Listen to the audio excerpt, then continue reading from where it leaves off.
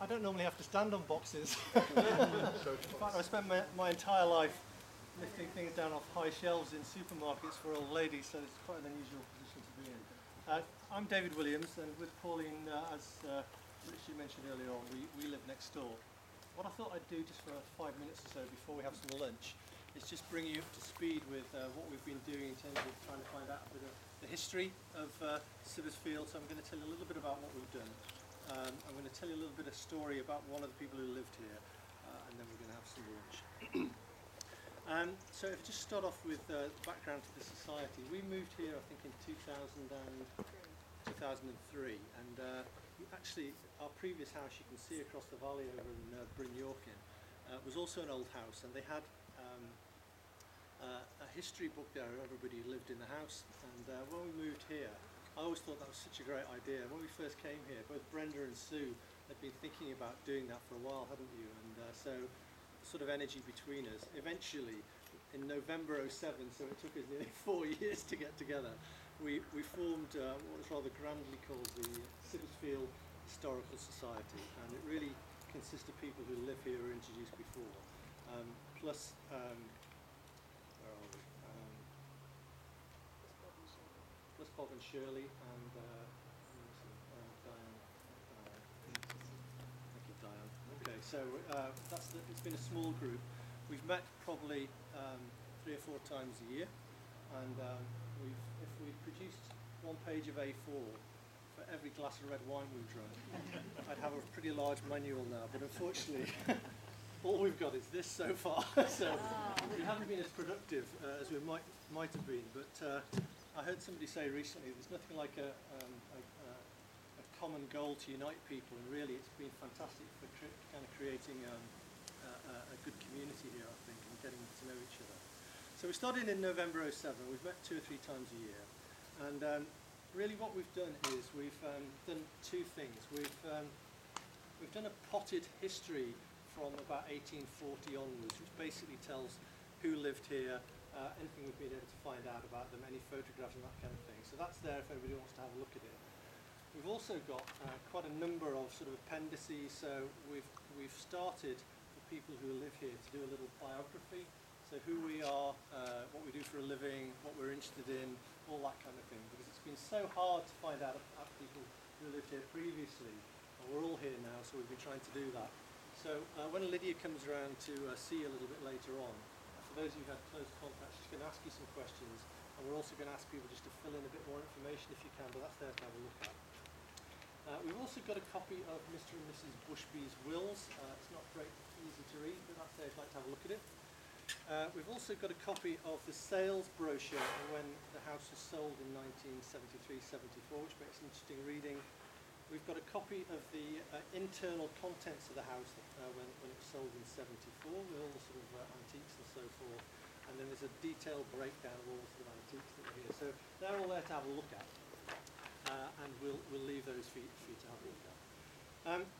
The problem, I think, really is that when you go back in time, once you get past about 1974, first of all, we haven't got a single photograph of Sibbersfield pre-74. So if anybody knows anybody at all who might have one, we'd really be delighted.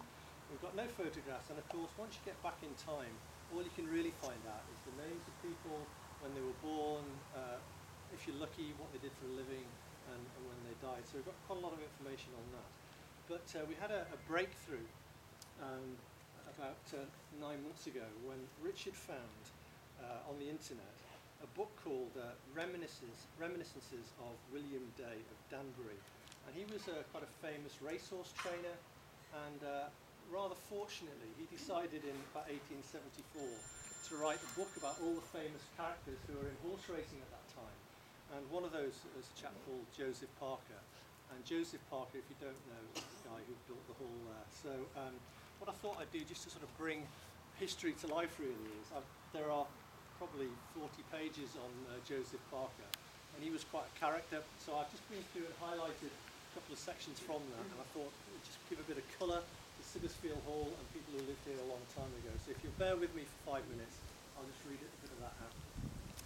So this is about Joseph Parker. I now propose, as I promised, to relate something about Mr. Parker personally. He was, as I have said, the son of Mr. Parker of Alford near Churton. So we know that also his father lived here for a period, and he was a pretty major dairy farmer on the Duke's estate. The son Joseph, however, not caring for country life, came early to London, where he lived many years with his uncle in Golden Square, and on the death of that relative succeeded to the business. He worked extremely hard, seldom in bed after 5 o'clock in the morning, having to be at his wharf with his men at 5:30. This then says a little bit about his uncle. The uncle himself was a character in his way. He was a man of great constitutional strength, and as men often are, a hard liver. I don't know whether that is his liver or a liver. He would not have had his clothes off, except occasionally to change them for a week at a time, seldom getting into bed at all during that period, except on Sunday.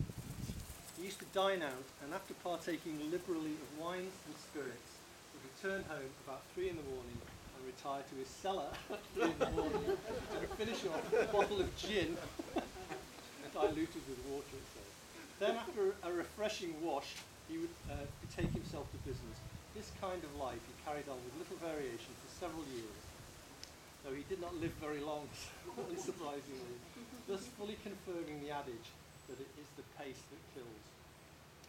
In the latter part of his life, the nephew, we're now talking about Joseph, who built the hall, often went with him, and thus no doubt acquired a taste for good living, fast life, and late hours, which he retained until he left business altogether. In his time, and it now starts to talk a bit about their lifestyle, in his time, Owen Swift was in his heyday at the Horseshoe. I think he owned the Horseshoe in London, which, like other familiar places, has been improved off the face of the earth. This was Mr. Parker's nightly resort, where he had his brandy and soda or other stimulant with his old pals. They would break up about 2 o'clock in the morning, and it was a rare occurrence if they left without having a fight.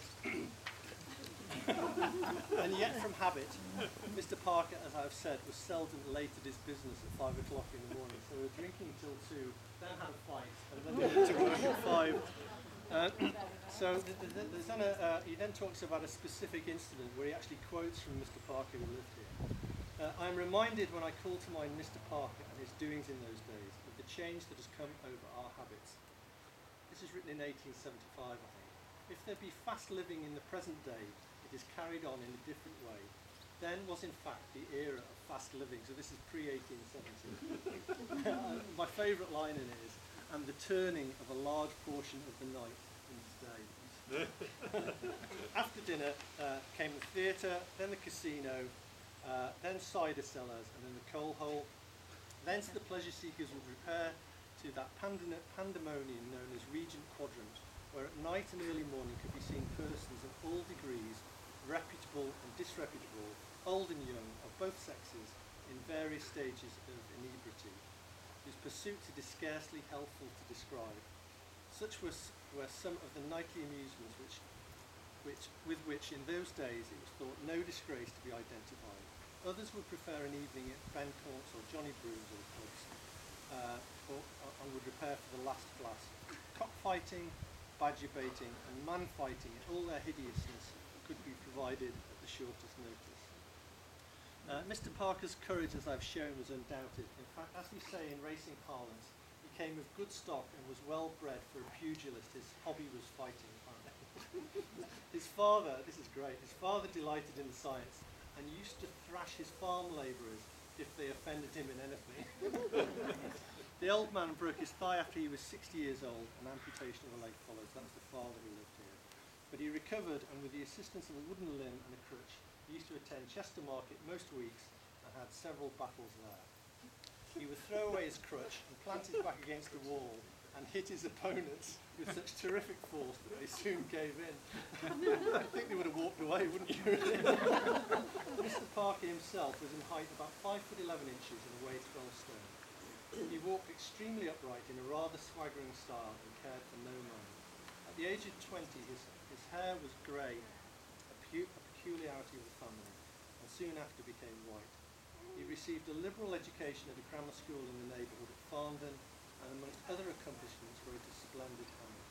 In all business transactions he was precise and paid his training and other accounts with punctuality. Okay, Parker, one final sort of anecdote about him. He had, as most people have, a strong aversion to being welshed in a bet. Not, I think, that he ever was so nearly done as on the occasion named.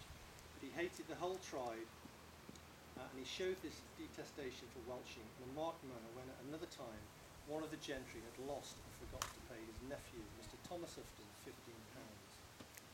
Mr. Parker was a man of few words and went straight to the fellow in the ring at Goodwood, where he was betting in 10s and 50s. This gentleman, said Parker to him, and pointed to Mr. Upton, wants £15 of you for last week. Me? Yes, you. Why, I don't know the man, never saw him before, and was ill in bed all last week. He must therefore have made a mistake, I assure you. It is not worth discussing, replied Parker, and immediately threw the fellow on his back and lugged him up the lawn in front of the stand, walking backwards just as a dog would draw a badger into the weighing room. His quarry was howling pitifully all the way. The weighing room gained, the man was allowed to regain an erect position. Now, said Parker, pay or I will throw you down and take it from you. But untaught by experience, the fellow, instead of complying with the request, began to argue the point, and before he knew where he was, found himself again on his back and a large roll of notes taken from his pocket. Mr. Parker counted out £15 from these, and after handing the sum to Mr. Upton, returned the roll to the Welsher with a solemn warning that if he ever dared to do anything of the like again, Mr. Parker would kick him all around the ring, then out of it, adding that he felt very much inclined to do it there and then. And then the final couple of lines. Mr. Parker was, as I've said, both successful and discreet. He was, moreover, frugal without covetousness and manly without pride. Sick of a London life, he retired to his native village and purchased Sibbersfield Hall, a gentleman residence in the neighbourhood, and with it some 60 acres of land. After rebuilding and adding to the house, he made paddocks and amused himself with keeping half a dozen brood mares, which was not a very profitable speculation, but as he did not want for money, it amused him, so they answered a useful end. He was married, but had no family, and he died at his residence in his 76th year and was buried at Farndon, leaving a comfortable fortune behind him. So we're really, really grateful to the gentleman who wrote the book. So what we're trying to do by Lydia interviewing you and also by asking one or two people to fill in a bit of biography is trying to get a bit of the colour of the place now and people's memories, so we'll pass it in various forms around. The only other final thing I'd just like to say really is that there was a video made of a garden party here, we think in the 30s or 40s, that Mr. Sandbach used to live next door had. Shirley and various other people who live here have seen it, but unfortunately it's gone missing. So if anybody has any ideas at all who might have a copy of that, we'll be eternally grateful to you. And we're going to do some video today. And remember, us talking today and us in our finery today, people will be looking at this in 100 years' time and hopefully with some interest. Saying, look at the outfits they're wearing. Absolutely, how great. So can I just say some thank yous, particularly to Richard and Sue for really hosting the event. They've organised all the events today. And Richard, Sue, Brenda, Lydia, Pauline, Diane, the children, all been really heavily involved in setting the place, preparing the food and all the rest of it. So thank you very much indeed for that. We're going to serve drinks over there. We thought we might serve you your first drink and then just help yourselves. We've got plenty of wine, beer, lager, soft drinks over there. And we're going to have some barbecue food brought through here. After lunch, if you'd like to walk through the ornamental gates there, through the conservatory, if you want to have a walk around the hall, just feel free. You know, the whole place is open, go and have a look. The information that's in this book, what I've done is I've put a slideshow with a lot of pictures on a big screen in the hall next door, so that'll be running continuously. So if you want to have a look at that, that'll give you some idea, a bit of the history and some of the photographs and stuff that we do have. Thank you very much for coming. It's been great, and we'll see you a little bit later on. Thank you very much. So if you'd like to help yourselves come out for a drink, and we'll get